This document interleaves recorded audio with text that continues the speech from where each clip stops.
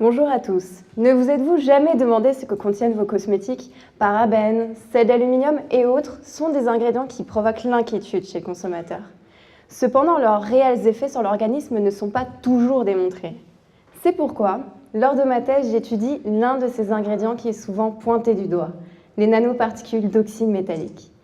Alors tout d'abord, que sont ces nanoparticules? Eh bien, ce sont des fines particules d'oxyde de zinc ou de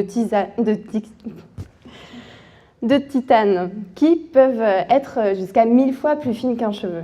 Et si on les utilise dans les cosmétiques, c'est avant tout pour leurs propriétés optiques intéressantes. Par exemple, dans les crèmes solaires, une fois appliquées sur votre peau, elles vont réagir tel un milliard de petits miroirs qui vont réfléchir les rayons UV. Ainsi, aucun risque concret de coup de soleil ou de cancer de la peau. Donc ces nanoparticules sont vraiment bien utiles.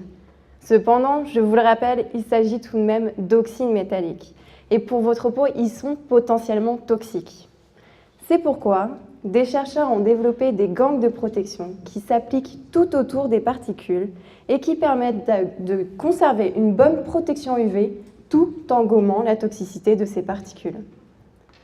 Malheureusement, rien n'indique que cette gangue de protection ne soit pas dégradée au cours du temps. Par exemple, le seul fait d'oublier votre crème solaire un petit peu trop longtemps sur la plage en plein été pourrait déjà permettre de dégrader cette gangue et de retrouver une certaine toxicité. Alors avant de savoir si l'été prochain il faudra transporter nos crèmes solaires dans des glacières afin de les conserver de la chaleur, eh bien nous avons voulu tester l'impact de ces nanoparticules aux gangues abîmées sur la peau. Enfin, pas tout à fait la peau. Votre peau est en réalité recouverte d'une multitude de bactéries qui composent la première protection de votre organisme. Et parmi toutes ces bactéries qui sont continuellement sur votre peau, il y en a qui sont commensales, qui travaillent pour votre peau et la protègent, mais il y en a d'autres qui sont transitoires, qui sont seulement de passage et qui ne sont pas forcément très amicales. Alors habituellement, il existe vraiment un équilibre entre tout ce petit monde. Mais un facteur externe, tel que ces nanoparticules aux gangues abîmées, pourrait rompre cet équilibre et les bactéries transitoires pourraient prendre le dessus.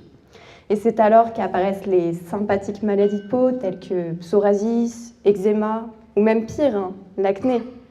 Donc concrètement, lors de ma thèse, j'extrais des nanoparticules de formules cosmétiques, j'étudie leur chimie de surface, puis je teste leur impact sur des cultures bactériennes. Donc en fait, pendant ma thèse, je pense surtout à vous et à vos problèmes de peau. Merci.